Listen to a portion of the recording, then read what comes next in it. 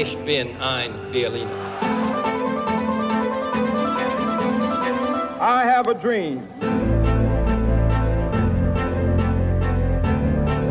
Tudo pela nação, nada contra a nação. Na madrugada do dia 25 de abril, o movimento das Forças Armadas estabeleceu o controle da situação política em todo o país.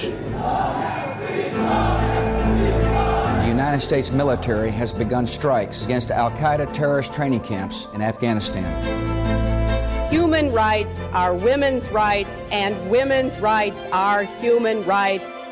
People matter, freedom matters, peace matters, Ukraine matters. Olá, bem-vindos ao quarto episódio de A História Repete-se, com Henrique Monteiro. Olá, Henrique. Olá. E comigo, Lourenço Pereira Coutinho. Hoje vamos viajar pela história da Rússia e falar de alguns dos seus governantes terríveis, como Ivan IV, Pedro o Grande ou Stalin. São certamente os exemplos mais conhecidos da crueldade na Rússia, mas não foram os únicos a empregar métodos brutais para ascender ao poder, mantê-lo e fazer executar as suas ordens. Ao longo do tempo, a prática política russa foi muitas vezes chocante.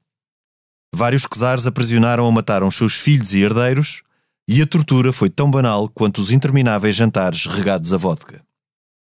Para explicarmos estes métodos brutais, não podemos esquecer o cruel domínio mongol de 2 séculos, que se estendeu do século XIII ao século XV. Domínio que deixou marcas profundas no caráter russo, nem os efeitos do clima, sobretudo no seu gélido inverno, ou a extensão imensa do Estado. Com uma administração deficiente para a imensidão do território, a corrupção tornou-se endémica, assim como a anarquia. Durante séculos, não se governou pela lei, mas sim pelo terror. Tal realidade passou para o tempo soviético, que teve Stalin como seu expoente maior de brutalidade. Apesar do correr dos séculos e dos anos, será que algumas destas características chegaram ao presente? Este podcast tem o patrocínio de Germano de Sousa, o Laboratório de Portugal. O que te parece, Henrique? A mim parece-me que sim, mas só devido uma coisa que tu disseste, é que o Stalin fosse o mais cruel de todos, porque o campeonato da crueldade na Rússia, ou no território, que depois constitui também o RSS, é um campeonato bastante renhido, não é? Porque desde empalar pessoas, cegá-las como castigo normal, fazer...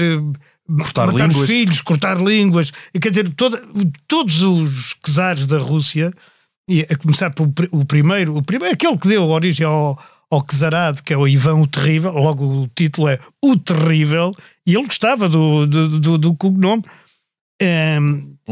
Henrique, só aí uma coisa sobre o cognome de Henrique o Terrível. De Ivan o Terrível, desculpa, Henrique o Terrível não. Felizmente é específico. Bastante pacífico. Mas só sobre Ivan o Terrível, há traduções, ou há quem na tradução traduza o terrível por o magnífico, ou por alguém com poder. No Stalin também há várias traduções. Exato, possíveis. Como amigo do povo, pai dos povos e tal. Mas, educador. Na verdade o que se sabe, penso eu, sobre o Ivan o Terrível, que não é assim tanto, ele deixa um legado à Rússia, não é? Com a conquista do Kanato da Sibéria, desde logo, exato, não é? Que a Sibéria passa a pertencer à Rússia com ele, também o da Astrakhan, o Kanato da Kazan, portanto, que é o Cazaquistão, basicamente, e esses Kanatos vêm de onde? Vêm do Império Mongol. Pois podes explicar melhor porque é que se chamavam Kanatos. Vem de Khan, que eram os líderes. E, portanto, é ele que transforma o Principado de Moscovo, que, aliás, que vem do Rus de Moscovo, que vem do Rus de Kiev. Isto tem uma história muito antiga, mas, enfim, vamos centrar-nos aí, onde, a partir do Ivan, o Ivan tinha dizem que tinha, que era aquilo que hoje se chamaria ciclotímico, tinha transtornos mentais. De qualquer forma. Paranoias e obsessões. E não foi num desses ataques transtorno mental que assassinou o próprio filho, não é? O herdeiro do trono, que seria aquele que seria o sucessor. Chamava-se Ivan Ivanovich. Ivan Ivanovich, não é? Exatamente. E, portanto, o czarismo passa para o filho mais novo dele, que é o Teodoro I, e esse Teodoro I era deficiente mental. O que é também um belo começo para a história de um país, digamos que tem assim, bem, e daí para a frente. Sim, é incrível, porque a história nos czares russos raramente há uma passagem pacífica, pelo menos até o século XIX, de pai para filho.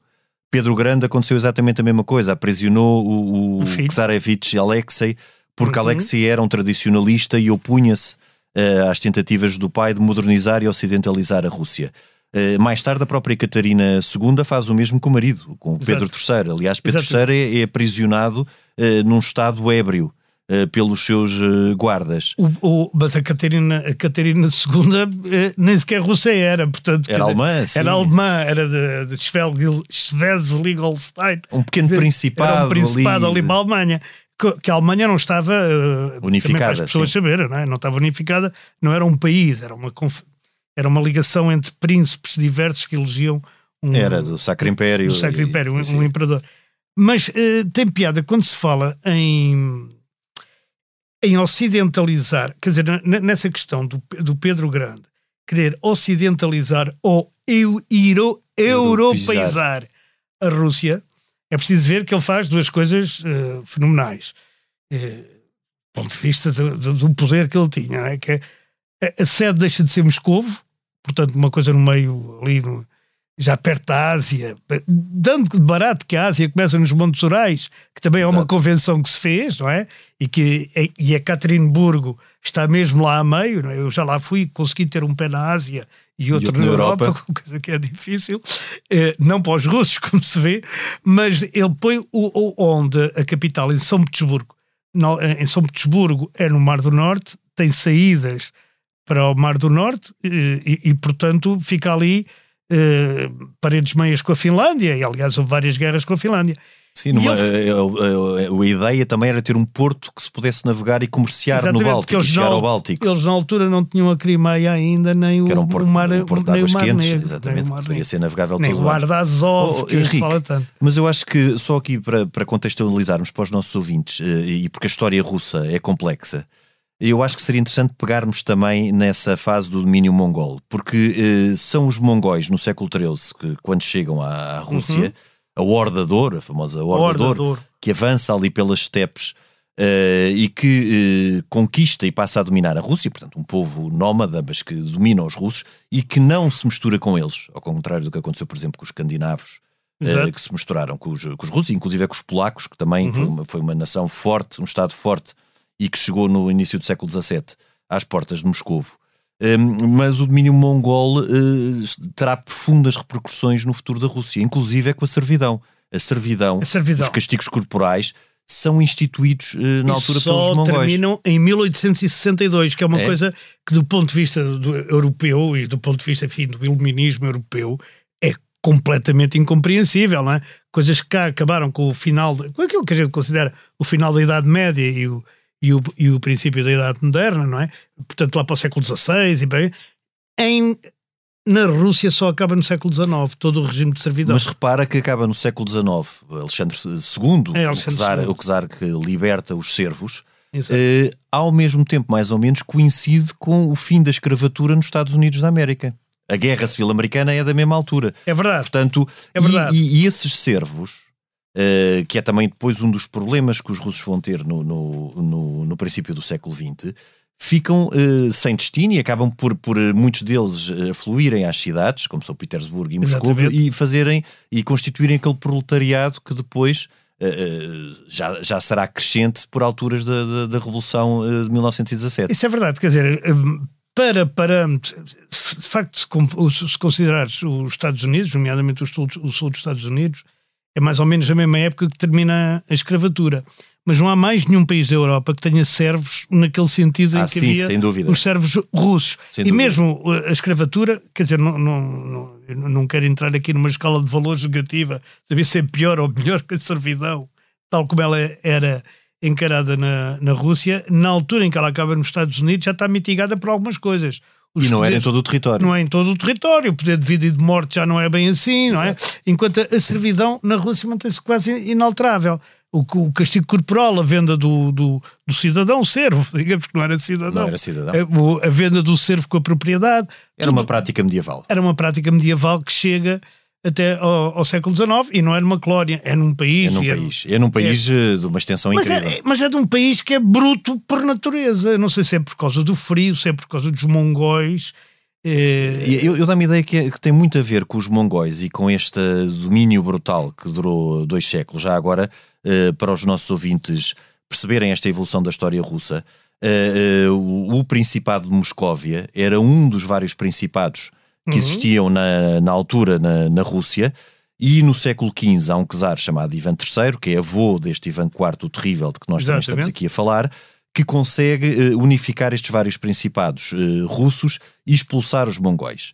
Isto é mais ou menos numa altura da centralização também de outros Estados europeus, como se passava em França, como se passava em Inglaterra. Exatamente. E é a partir daí que Moscovo ganha protagonismo, porque quando tu falavas no russo, que ainda com sede em Kiev, Moscovo era uma pequena aldeiazinha, uma coisa de nada que... Sim, tinham uns senhores, entre outros vários, que aliás os de Novgorod e os de outras terras, ainda hoje são cidades russas, eram mais importantes, não é? Por exemplo, o Principado de Novgorod, não sei se estou a dizer bem, Novgorod, sim. Novgorod, se tivesse aqui o Milhazes dizia Novgorod, era mais importante que o de Moscovo. O que acontece é que quando Kiev cai pela ação dos otomanos, cá também a ver essa influência do sul, que são os otomanos que vêm de onde hoje é a Turquia, por ali acima, não é? Exato. E quando Kiev cai, boa parte do russo de Kiev se muda também para Moscovo, nomeadamente o patriarca. Exato. Porque o patriarca de Kiev era um subordinado do patriarca de Constantinopla, da igreja ortodoxa. E ele vai para Moscovo. Ora aí, ao ir para Moscovo, faz também... Desloca de certa forma o eixo forma do poder. E há aqui mais uma coisa que caracteriza a Rússia, que aliás tem como divisa Deus é o nosso guia, ou uma coisa deste estilo, porque a Rússia também é um país onde a Igreja teve uma influência provavelmente superior a qualquer país da Europa, e a gente não estuda isso muito, mas que sobretudo nunca teve uma reforma no sentido de separação da Igreja e do Estado, e que ainda hoje é visível, não é? Com o Kirilo, o patriarca de todas as Rússias, a apelar à guerra em nome do Sr. Putin. É extraordinário. E isto mantém-se. Enfim, é uma relação nublosa, exatamente, não há uma separação depois. Desde o século XVI, XV. Mas é interessante estares a falar na questão de Constantinopla, porque depois... já no tempo de Ivan IV é o primeiro czar, ele ainda começa como príncipe de Moscovo. Esse é o terrível. Esse é o terrível. Ivan IV é o terrível. E Ivan IV usa o título de czar não só para mostrar que tem um poder absoluto, como também... Já agora é César. É César. Porque eles querem reconstruir o Império Romano, quer dizer, querem reconstruir a Rússia, o Império Russo, à imagem do Império Romano. Do Império Romano do Oriente, porque eles reclamam ser herdeiros de Constantinopla. Exatamente. E porquê? Porque o avô de Ivan IV, o Ivan III, casa-se com Sofia Paleólogo. Paleóloga, exatamente, ela é paleóloga, porque eles são os paleólogos e ela é paleóloga. E ela é paleóloga porque é mulher. Porque é mulher, sobrinha do último imperador de Constantinopla. Que era Basílio, salvo eu. Portanto, eles acabam os russos acabam por corporizar a herança do Império Romano do Oriente. Sim, tal como o Kaiser. É um bocado forçadamente. Era forçadamente, mas eles reclamam-se. Sim, reclamam-se. Daí a águia das duas cabeças. E a mesma coisa, porque o Kaiser alemão é Kaiser, também é César. É o herdeiro do Império Romano do Ocidente. Exatamente. E a partir daí de Ivan IV, então temos essa prática, que era uma prática que não era exclusiva destas figuras mais conhecidas, como Pedro Grande, como Ivan IV. E eu acho que, como falámos aqui na introdução, também tem muito a ver com o facto do Estado ser tão extenso que a administração ou se fazia com capacidade judicial e impunha-se a lei ou impunha-se o terror. E eles optaram sempre por impor o terror, porque era impossível ter uma administração e uma justiça eficaz em todos estes territórios, e foi pelo terror que eles foram governados. Também não excluindo que, obviamente, os sérvos estavam completamente controlados pelos seus senhores, não é? Mas num outro patamar, o controle que o czar fazia destes boiardos era pelo terror. Quem os ameaçava, e falávamos também aqui, por exemplo, se passássemos de Ivan IV para Pedro Grande, certo. Foi o czar, o primeiro imperador da Rússia. Primeiro imperador, exatamente. E ele, aliás, é que forma o Império Russo, não é? E ele é que consegue a extensão, sobretudo até a Catarina, mas ele é que consegue praticamente a extensão do Império Russo atual, ou até talvez um pouco maior, tendo em conta, quer dizer, aquilo que era o RSS, um pouco menor.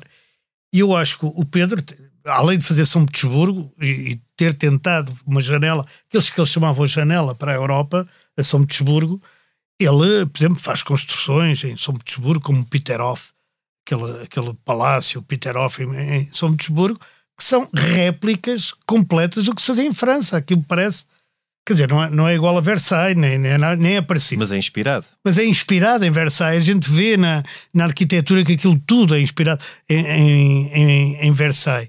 E ele tem a tentação, e digamos que Versailles também é feito pelo Luís XIV, e estamos na altura em que na Europa há o chamado despotismo esclarecido, ao qual todos os reis são déspotas, não é? Até o nosso Dom João V também tenta, de certa forma... Era mais um monarca absoluto. Era mais um monarca absoluto, mas enfim... Despotismo iluminado, sim. Monarquias absolutas, tudo isso na Europa no final do século XVII. E segunda metade do XVIII, muito Catarina II, Frederico II... Exatamente, por aí. José II da Áustria. Na Rússia nunca vai bem a par, não é?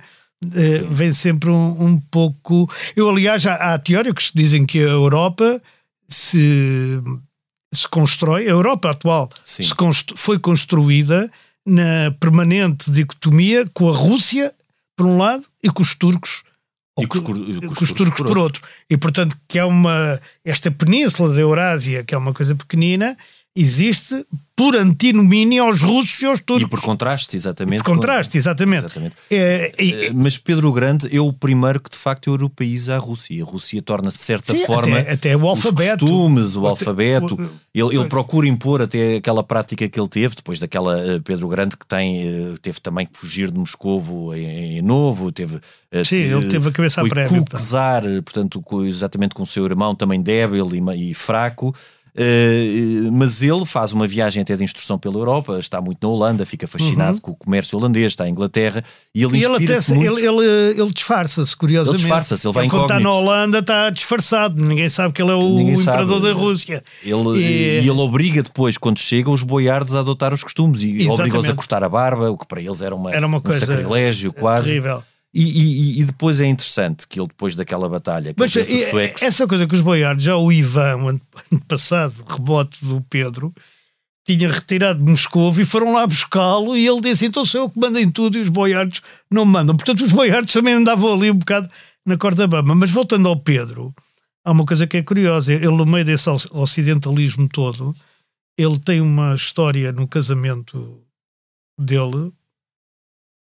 Sim. Que é interessante tu contares, para as pessoas perceberem como é que é aquela coisa de tirar o... Sim. Não, isso de facto, o Pedro Grande tinha vários costumes, aliás, que eu li num livro que eu recomendo, é um livro que eu vou recomendar no fim, que se chama Os Romanov, mas posso adiantá-lo já. Simone Montefiore. Exatamente, os 2 volumes que são editados em Portugal pela Editorial Presença e que são ótimos. E que, por mais estranho que aquilo nos pareça e por mais espantoso e que fiquemos completamente embasbacados com o que se passava, ele é um historiador reputado e, portanto, no fim tem fontes credíveis, muitas até de relatos de embaixadores. E é um historiador muito virado para a Rússia, que ele também tem o Stalin. E ele conta histórias verdadeiramente inacreditáveis de Pedro o Grande. Pedro o Grande, acho que tinha uma capacidade, era altíssimo, tinha uma capacidade enorme de beber álcool. E quem não o acompanhasse não tinha qualquer hipótese de o seguir.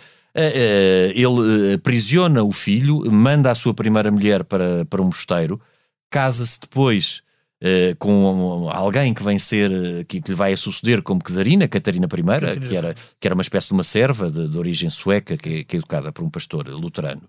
E tinha um tipo de práticas absolutamente impensáveis. Cortar a língua a opositores era para ele algo banal, empalar, desmembrar. Ele acaba por, nas suas estruturas que faz a todos os seus inimigos, falo com requintes de malvadez, inclusive os torturados, quando perdiam os sentidos, ele tem um cirurgião ao pé que os volta a acordar para eles poderem voltar a ser torturados. E depois tinha uma coisa horrível que fazia fugir todos os seus cortesãos, que isto é verdadeiramente inacreditável. Aquele às tantas julgava que era também cirurgião e dentista. Então quem quer que se queixasse de dor de dentes ou de qualquer dor, ele fazia questão de operar. Portanto, ninguém ao lado dele se atrevia a dizer que estava doente. E depois tinha aquilo que tu falaste. Não continuas que o João Luís Amorim está um bocado impressionado. Está um bocado impressionado com isto. Mas isto eram os costumes da altura e foram verdade. Isto não é inventado. Mas só para terminar esta galeria de horrores feitas por Pedro Grande, que de facto foi um grande imperador como capacidade de ocidentalizar a Rússia, de virar a Rússia para o Báltico, de começar verdadeiramente a Rússia a ser considerada no palco europeu. Mas só para terminar, havia este costume absolutamente execrável, como é óbvio, na corte era costume, mas isso não era só na corte russa, em várias cortes europeias isso existiu, de existirem anões que andavam à volta da corte, e Pedro Grande tinha os seus anões favoritos. Havia o costume, que não era só dele, de atirar anões à noite, depois de um jantar bem regado, a ver quem é que atirava mais longe. E Pedro Grande fez mais. Fez Mas explica que eram anões vivos. Eram seres humanos. Estamos a falar de seres humanos, obviamente, que havia esse costume durante todo o século XVIII, que era um divertimento, como é óbvio, absolutamente execrável e repugnável, mas repugnante, mas deles a seguir ao jantar atirarem os anões a ver quem atirava mais longe. E Pedro Grande inclusive tinha um anão favorito, que ele organizou o casamento e mandou vir anões de toda a Rússia, e inclusive ofereceu o seu leito nupcial para os anões poderem ter a sua noite de núpcias. Portanto, eram costumes mesmo para as práticas europeias. Mostra a bondade. Aliás, a gente está aqui já há algum tempo a falar da crueldade russa. Podíamos falar até da crueldade do último imperador da Rússia, no fundo Nicolau, o que é derrubado depois em fevereiro de 17, que em 1905 também tem uma intervenção absolutamente brutal quando começa a haver uma reivindicação geral de fome e de falta de trabalho, de falta de comida, uma manifestação pacífica que ele reprime de uma forma completamente bárbara. E isso, curiosamente, dá uma força enorme ao que virá a ser depois, ao que era, na altura, o Partido Operário Social Democrata Russo, que vai depois transformar-se também em Partido Comunista da Rússia e aliás, diz que depois de 1905 nunca mais as coisas voltaram a ser as mesmas. Exatamente. Depois dessa repressão em frente ao Palácio de Inverno. A monarquia, o Império Russo, mas os imperadores russos perderam completamente, mesmo junto de classes médias e junto de comerciantes, junto de estrangeiros, perderam um bocado da expectativa que aquilo pudesse de facto ocidentalizar-se. E isso é curioso. Mas logo a seguir à Revolução, os novos dirigentes não são menos cruéis, quer dizer, há uns menos. Seguem a tradição. Seguem a tradição, quer dizer, até chegar ao Stalin. Mas mesmo já Lenin, não é? Sim, Lenin era implacável. Lenin tinha uma frase que era: eles deviam ser enforcados numa corda fedorenta. Eu acho que há aqui uma espécie de... É como a outra que tinha o médico que curava as pessoas para poderem ser torturadas. A corda fedorenta. Para serem enforcados. Havia uma anedota muito popular na Rússia com o Stalin, que era quando ele estava a fazer um discurso no Comitê Central, havia alguém que espirrava e ele diz: quem é que espirrou? E fica tudo em silêncio, claro. E ele diz: primeira fila, quem é que espirrou? Fica tudo em silêncio. Ele diz: primeira fila, tudo lá para fora, fuzilados. Segunda fila, quem é que espirrou? E tal. Pois era um regime para lá de terror. Para lá de terror, até que há lá para o fundo diz: fui eu, camarada Stalin. Ele diz: Santinho, pronto, podemos continuar. Quer dizer, o que ele queria era perceber para dar quem é que foi. Porque o Stalin fez coisas inenarráveis, quer dizer, mas antes do Stalin, o Holodomor, que é antes na Ucrânia. Sim, em 32-33, a grande fome. Exatamente. É absolutamente... uma coisa brutal, quer dizer, a gente não tem a noção. É daí, aliás, que veio a ideia que os comunistas comiam criancinhas. não eram os comunistas. Houve cenas de canibalismo. E porque na altura a ideia do Stalin, como era subordinar tudo ao plano de crescimento da indústria soviética, para a tornar maior a nível mundial e maior que o capitalismo, sacrificava tudo a esse fim, não é? Portanto, tudo o que eram colheitas, no caso da Ucrânia, que foi quem sofreu com o Holodomor, eram para beneficiar, até para vender, para beneficiar o crescimento industrial, e não havia qualquer problema pós-Stalin, como é óbvio, em sacrificar a população em favor deste desígnio. Como aliás a gente fala do heroísmo de Stalingrado e todas essas coisas, que ele derrota o Hitler, como já tinha derrotado o Napoleão, não o Stalin naturalmente, mas com uma política de terra queimada, que volta a haver na Segunda Guerra Mundial com o Hitler, mas todo aquele cerco é feito à custa de perdas humanas brutais. Sim. De perdas humanas brutais. E sem qualquer humanismo, quer dizer, era não poupar, era como o Sultão Turco. O Sultão Turco funcionava exatamente da mesma forma. Mas sabes que eu estava a pensar que todos estes grandes governantes da Rússia, depois da União Soviética, infelizmente andou de par em par até a sua capacidade de realização com a sua brutalidade. Porque, por exemplo, Catarina II, que também é outra governante de grande importância, que é quem, como nós já falámos, traz a Crimeia. A Crimeia já tinha sido conquistada e reconquistada, mas é ela que vence os tártaros. Ela que vence. Aliás, depois até às aldeias de Catarina, aquelas exato, que eram todas falsas. Que eram todas falsas para não se ver. Para não se ver lá aquelas cabanas. Passava por trás. Os russos sempre tiveram uma grande tendência também para a encenação em tempos de guerra ou de conflito, sim. Não é? Mas ela também era, para além de ser uma déspota iluminada, de se corresponder com Voltaire e de ser de facto uma pessoa inteligente, mas ela deve o trono ao afastamento do seu marido, que era o verdadeiro Romanov, que era quem herdava o trono, Pedro III, que era também um ébrio e um amante do álcool, alguém incapaz de governar, alguém praticamente infantil. Ela diz que quando se casou com ele, eles tinham 18 anos e ele ainda brincava com soldadinhos, era muito infantil. E quando Pedro III morre estranhamente na prisão, porque a Catarina II manda-o prender, ele morre, pelo que se põe, estrangulado pelos guardas que o guardavam, com certeza mandado por alguém. E então Catarina II manda dizer que o marido terá morrido com uma cólica hemorrágica. Exato. Portanto, a partir daí, cólica hemorrágica na Rússia acaba por passar a ser um eufemismo para assassinato. Exato. É como agora cair da janela. É como agora cair da janela, ser defenestrado. Mas ela, com tudo isso, e depois ela faz algo também inacreditável depois, ela teve vários amantes, um deles, o príncipe Nicolau Poniatowski, foi chamado príncipe, depois ele é rei da Polónia, é posto lá como Stanislau II por Catarina, mas Catarina II não tem qualquer problema, quando se dá a partilha da Polónia entre a Prússia, a Áustria e a Rússia, em sacrificar este antigo amante com quem ela se continuava a corresponder, de quem ela gostava, e ele é apiado do trono da Polónia em resultado de uma das partilhas da Polónia. Era o Poniatowski. Stanislaw Poniatowski. Isso é verdade. Mas, curiosamente, a Catarina II é responsável por o Hermitage, por um dos grandes museus. Uma pessoa de grande cultura. Foi ela que começou. Quer dizer, isto aqui é curioso como a história e o afastamento da história torna bons em maus e maus em bons. E é tudo muito coisa. É tudo muito flexível, dizemos. Depois... eu li uma entrevista que, aliás, tem no Expresso e que recomendo à filha neta do Khrushchev.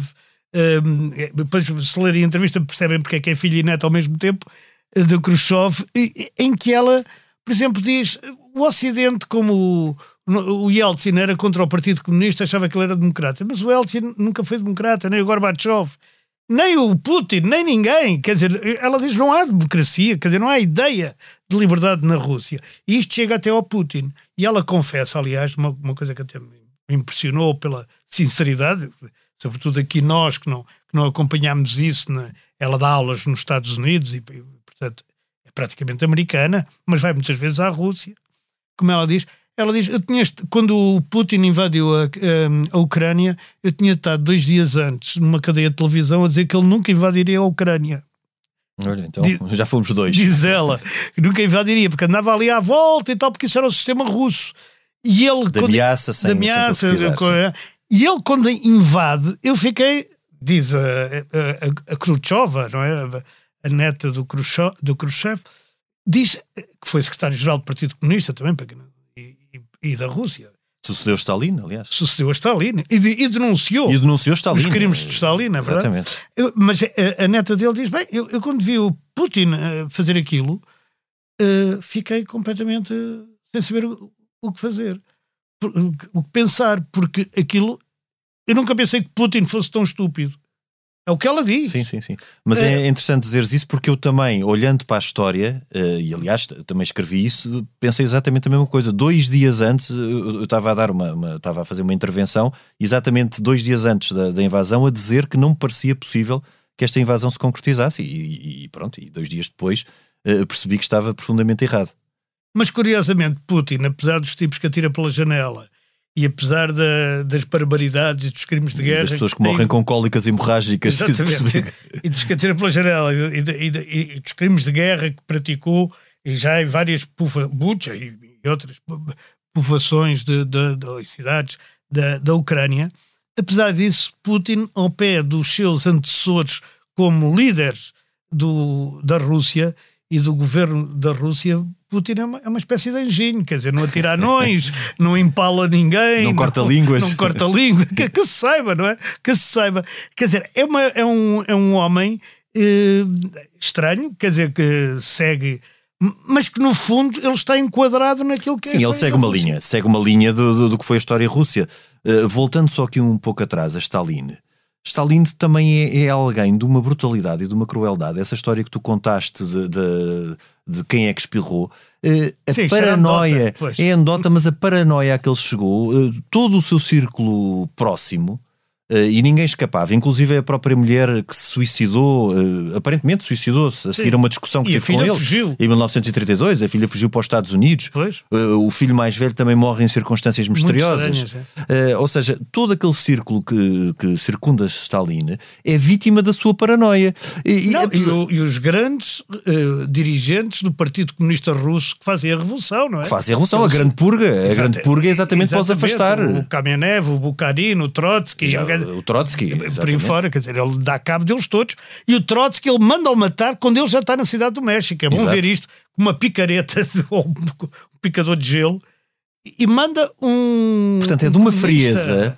todos eles são de uma frieza e de uma imunidade à crueldade, de uma falta de sensibilidade, que eu não estou a dizer que isto seja uma característica dos russos, porque aí há que fazer justiça como povo. Nós aqui estamos a falar de russos terríveis e não dos terríveis russos, não é? Como naquele aspecto de não como povo. Agora, os dirigentes, eu acho que isto é uma prática que lhes está muito entranhada, dada também esta tal extensão do território. Eu acho que houve muito esta tradição de a lei não chega, é preciso governar pelo terror. Isto está muito entranhado na mentalidade, ou ficou muito entranhado na mentalidade russa.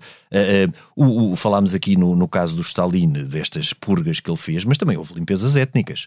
Para além das grandes fomes, limpezas étnicas. Os judeus a começar? Mas os judeus desde Ivan IV o Terrível, que foram sempre...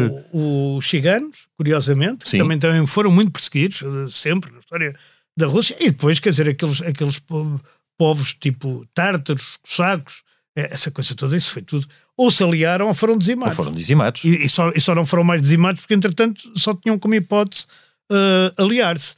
Aliás, a gente está a ver agora a Ucrânia, que fez parte da Rússia durante muito tempo, não é? Muito tempo fez parte da Rússia, mas que viveu sempre, digamos, uma espécie de aliança com a Rússia, porque era obrigada a ser aliada, porque senão era outro Holodomor em cima e morriam todos à fome. Claro. Quando a Ucrânia se tenta verdadeiramente autonomizar, portanto aderir à União Europeia ou à NATO ou o que fosse, mas quer dizer, mas que se autonomiza de Moscovo, a Ucrânia leva com o corretivo. Inclusive na Guerra Civil Russa. Aquela Guerra Civil de 1917-21, que é absolutamente terrível. Também houve casos, completamente. Já que estamos a falar aqui em atrocidades, de presos que eram atirados para as fornalhas ainda vivos, exatamente. E de enterrados vivos e tudo isso. Portanto, é um leque de horrores também absolutamente inenarrável. Mas Stalin, eu até tinha aqui nos apontamentos de preparação para o nosso episódio de hoje, o grande terror na década de 30 provocou cerca de mais de 1,5 milhão de presos e mais de 500 mil mortos. Portanto, estamos a falar de uma coisa inimaginável. Isto é quase um genocídio. para não dizer que é um genocídio. É um genocídio. Com estes números é um genocídio. Para além das limpezas étnicas de quem lhe fizesse frente. Portanto, era um estado de absoluto terror, não é? Agora, é interessante porque muitos ainda conseguem, apesar de todas estas situações, continuar a vangloriar Stalin como o vencedor da Grande Guerra Patriótica, que era como os soviéticos chamavam a Segunda Guerra Mundial.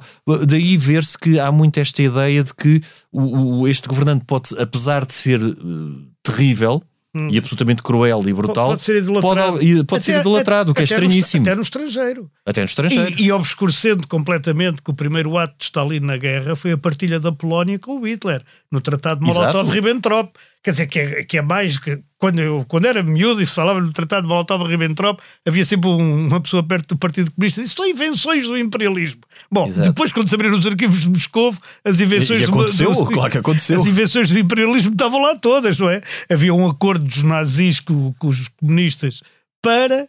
E, portanto, também depois repercutiu-se de uma forma extraordinária também em França, por exemplo, onde os comunistas começaram por não fazer parte da resistência porque achavam que aquilo era uma guerra entre imperialistas. Enfim, há tudo.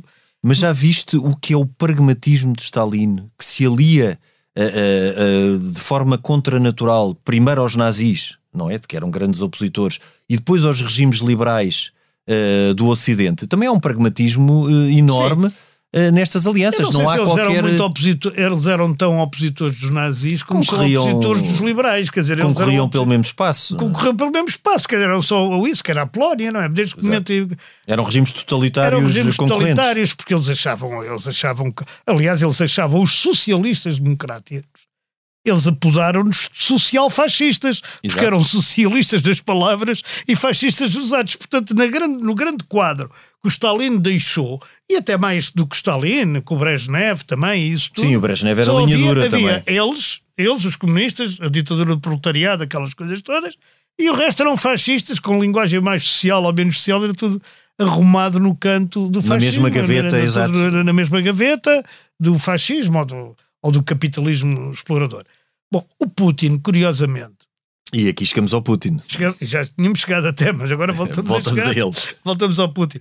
O Putin, naturalmente, herdando esta matéria toda, não renega aquilo que foi a União Soviética. Tem pena que ela tenha acabado.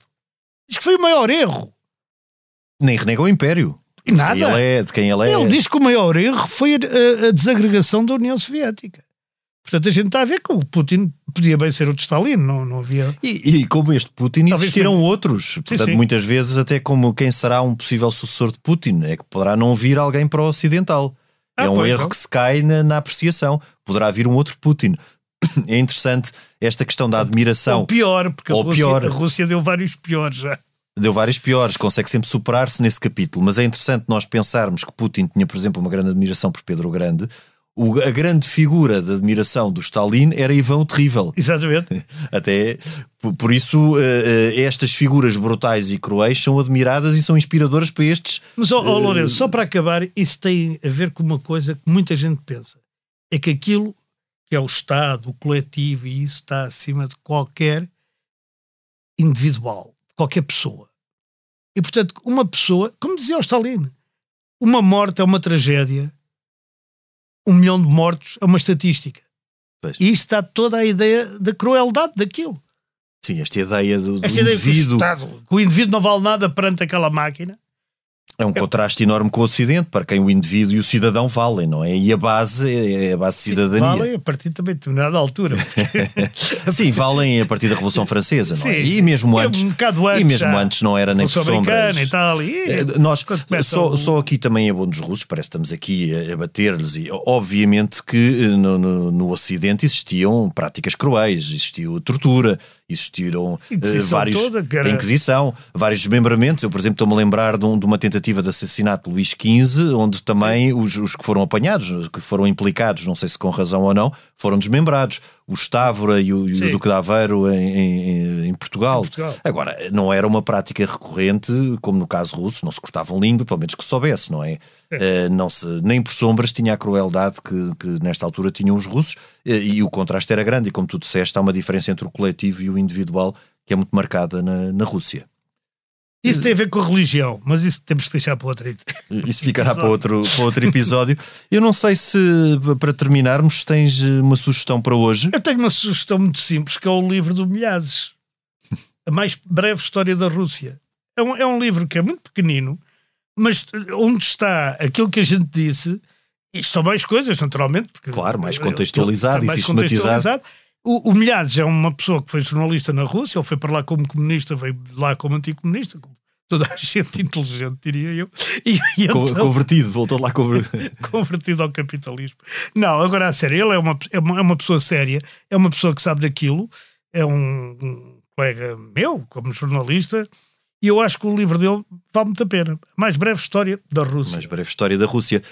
A minha sugestão passa por aquele livro que eu já vos falei, Os Romanov, em 2 volumes, que tem uma tradução portuguesa editada pela editorial Presença, de um historiador inglês, que é um historiador bastante credível. Portanto, se lerem este livro, não se espantem, quer dizer, vão se espantar com certeza com as atrocidades que vão ler, mas a base e as fontes usadas por Simon Montefiore são bases credíveis. Portanto, é um livro que eu vos recomendo. Eu só recomendei o Milhazes, porque também ia recomendar esse. Ias recomendar este. Esse livro, eu queria sublinhar que esse livro não tem nada a ver com este. Esse livro é para quem quer saber em pormenor e de uma forma absolutamente inquestionável do ponto de vista histórico. Bem fundamentada, exato. O livro do Milhazes é um livro de divulgação muito bem feito, mas que, enfim, não tem a profundidade do Montefiore. Claro, e são livros absolutamente necessários, esses de enquadramento da história, que nos dão uma primeira aproximação à história de um país. São livros muito bem-vindos e bastante necessários. Henrique, ficávamos hoje por aqui. Este episódio fica por aqui, sendo que, como sempre, a gravação e sonoplastia esteve a cargo de João Luís Amorim, e nós voltamos a encontrar para a semana, noutro tempo e noutro espaço. Muito bem. Até para a semana, Henrique. Até para a semana.